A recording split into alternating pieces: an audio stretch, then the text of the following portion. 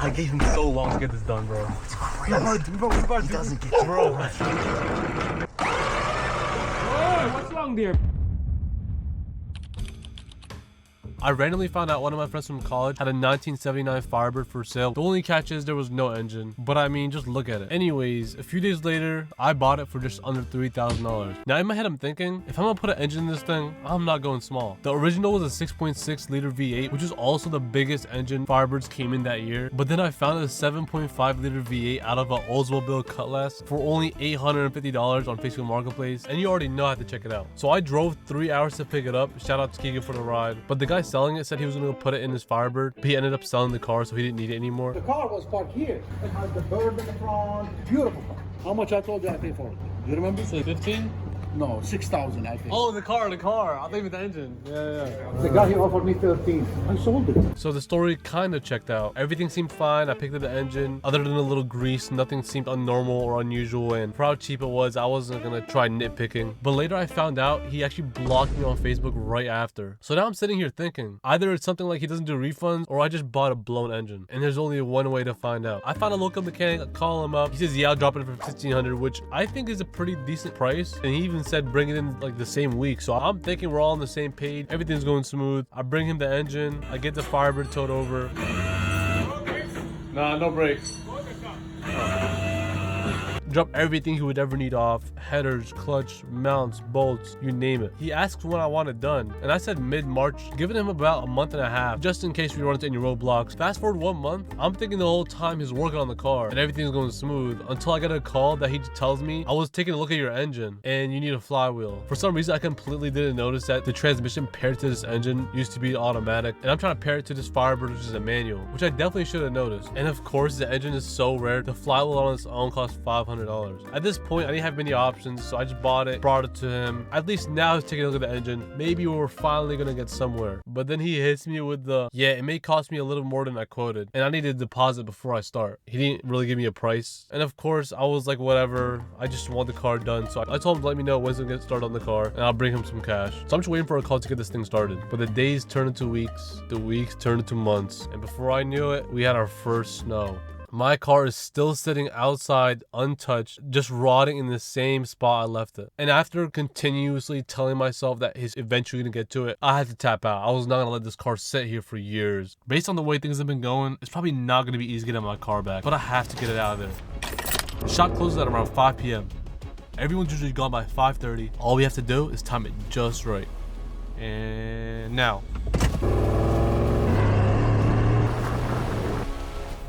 Oh crap, okay, wait, actually, what if we just get permission first? Okay, maybe I'm doing a little too much. So yeah, I literally just walked up to them while they were open. And I basically just told him the winter months are coming up, and because he just has the car sitting out exposed like that with no cover, I'll just take it to a storage area and bring it back to him when the weather gets better. When in reality, I'm not. I told him if he just drop the engine in and strap it on, that way I can just take both of them to storage in one shot. We agreed on a date. Now, hopefully, all we have to do is just pick it up. Alright, good morning, y'all. After 10 long months, today is the day we're finally gonna get the Firebird out of the shop. Hopefully everything goes as planned. And since it's been so long since I dropped the car off, I no longer drive a Honda Accord. So today we're putting the Escalade to some good use. So let's go pick up a trailer. Having a camera here is so helpful. Bam! Right on the dot.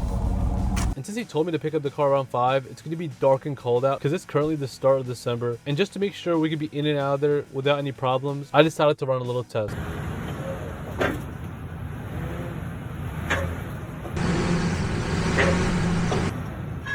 Oh, that is bending. I was tripping when I saw it come up, bro. Nah, bro, I think it's on the floor. I have no idea why it's sitting so low, other than maybe it's just because it's a heavy load. Hopefully the Firebird does better, but there's only one way to find out, so let's go pick it up. Yo, we gotta check engine light. Right for real? Bruh, no way. But thankfully for us, this video is sponsored by MuCar. The MuCar 892BT is a professional grade diagnostic scanner designed to replace multiple tools all in one system. Featuring full system diagnostics, it can scan every module in your car, not just the engine. With AutoVent technology, it instantly identifies your vehicle and begins diagnosis with zero setup. It supports over 3,000 bi-directional active tests, which allows you to send commands directly to components like fuel injectors, coolant fans, windows, and more power without needing any extra hands. The A92BT includes over 35 maintenance functions, including oil reset, tire pressure monitoring system, ABS bleeding, throttle relearning, transmission adaptations, and so much more. With multi-channel diagnostics, it can scan multiple systems simultaneously, reducing diagnostic time while also being very accurate. It also comes with a magnetic Bluetooth dongle that provides a clean wireless connection with a compact ergonomic design. The 8-inch touchscreen runs on a fast Android-based system with 5G Wi-Fi for super fast updates. Speaking about updates, free lifetime updates are included with no subscriptions. It also has a built-in AI diagnostic system that provides real-time code analysis and guided troubleshooting. The MuCar 892BT is designed for both professionals and beginners looking for dealership level tools, all in one compact system.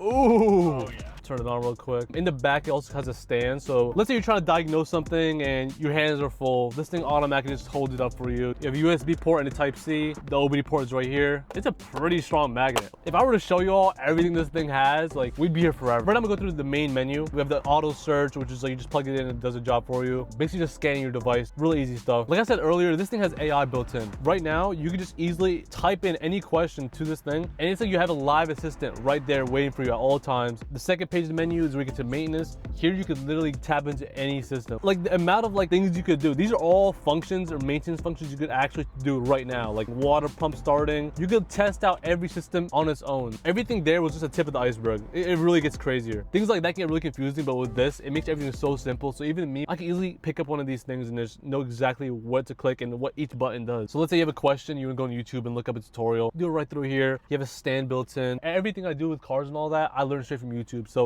I'm about to be using that a lot. But right now, I want to figure out what that engine code was. Plug this guy in.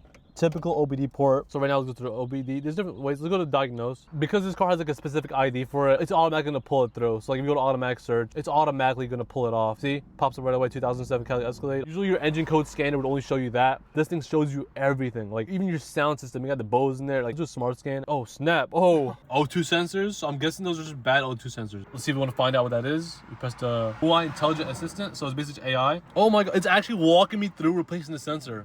Google search that button. Faulty sensor. We just have bad sensors, not the end of the world. And yeah, we just buy it straight from this tablet. Find the problem here, you diagnose the problem here, and you fix it through here. Like it's actually like insane. If you want to grab a scanner for yourself, I'll put a link down in the description if you want to check that out. But yeah, it's time to get that Firebird out of there, so let's go pick it up.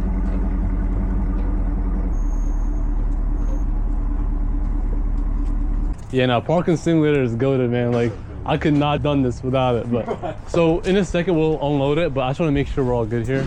Turns out he didn't even start on it and the car was still sitting in the back of the lot, so I'm pretty sure he forgot we were coming, even though I confirmed with him literally the day before. I gave him so long to get this done, bro. It's crazy. He doesn't get shit done. But yeah, right now we're still waiting. Last week we finalized the date. It was supposed to be Friday. Friday I couldn't get a trailer, so I was like, oh, am I able to come back on Monday? He said, yeah, Monday's even better. Instead of coming in the morning, I was like, let me come right before he closes. That you should be done by then. Right now it's like almost 5:30, 30 minutes after he closes.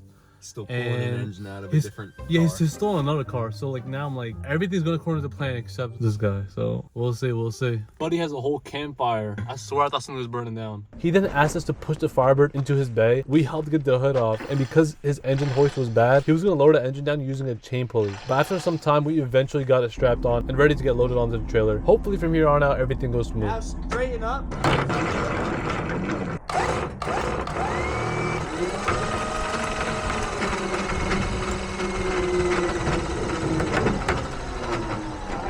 Wait, is it dying? Is it dead? What, the battery? Yeah. I haven't jumped. Let me try jumping it. The guy I rented the thing from, he told me it dies. I didn't think it would die that fast. Yeah, we didn't do anything, yeah. Hop in.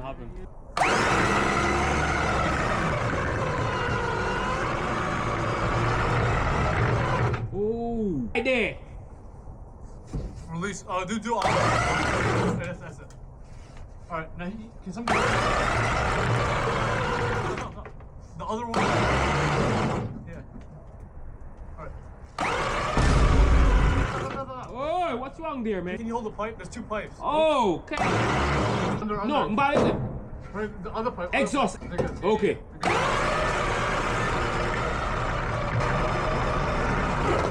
Alright, should be good.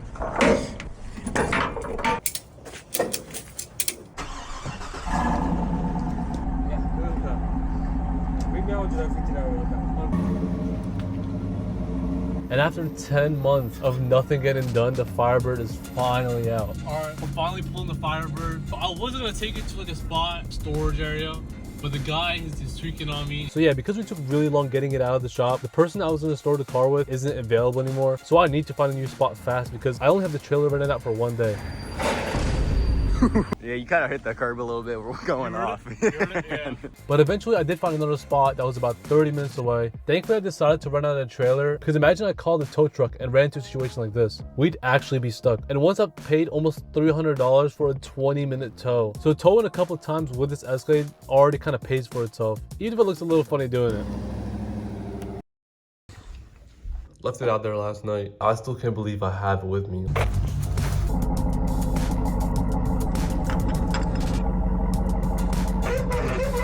Now is probably the time to tell you all why I'm not taking it to another mechanic shop just yet. At the time when I bought this car, almost 11 months ago, I wasn't doing YouTube at all. I'm a broke college student that works about 30 hours a week to pay bills, alongside being on the track team, and the last thing I had time for was trying to restore this car. But fast forward to now, YouTube is moving up on my list of priorities, and I believe working on this car myself instead of paying someone else would be the best option. Even though I have no experience, I think it would be pretty good content trying to figure everything out. But because I don't have the time or the equipment just yet, we're gonna go ahead and put this in the storage lot, giving us time to plan everything right.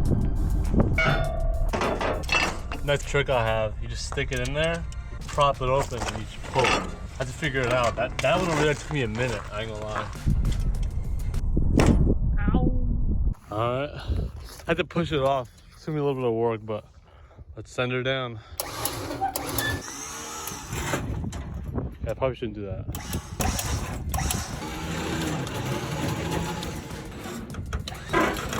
Finally, we made it.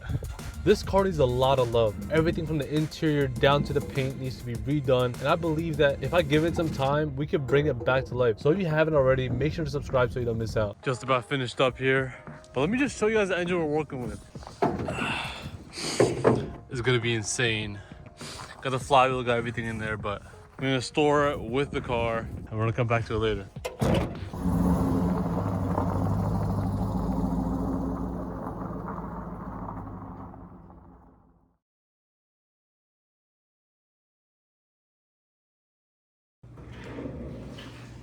I'm ready to move.